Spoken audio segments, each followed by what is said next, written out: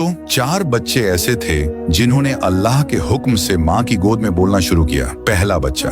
जब जुलेखा ने हजरत यूसुफ अलैहि सलाम पर इल्जाम लगाया तो अल्लाह ने एक झूले में बच्चे को बोलने की कुदरत दी। बच्चा बोला, अगर यूसुफ का कमीज आगे से फटा है तो वो झूठ बोल रहा है, और अगर पीछे से फटा है तो यूसुफ सच्चे हैं। इसी तरह उस बच्चे के बोलने से हजरत यूसुफ अलैहि सलाम पाक दामन साबित हुए।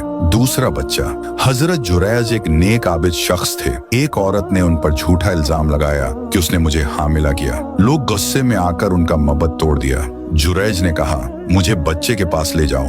वो नया पैदा हुआ बच्चा था। जुरैज ने कहा, ऐ बच्चे, बता तेरा बाप कौन है? बच्चे ने अल्लाह के हुक्म से बोला, मेरा बाप फलां चरवाहा है। सब लोगों ने अल्लाह की कुदरत देखी और हजरत जुरैज के लिए नया मबद बना दिया। तीसरा बच्चा। जब लोग हजरत मरियम अलैहि सलाम पर इल्जाम लगाने लगे, उन्होंने कुछ नहीं कहा, सिर्फ अपने बच्चे ईसा अलैहि सलाम की तरफ इशारा किया। तब हजरत ईसा अलैहि सलाम ने फरमाया, मैं अल्लाह का बंदा हूँ, उसने मुझे किताब दी है और मुझे नबी बनाया है। चौथा बच्चा।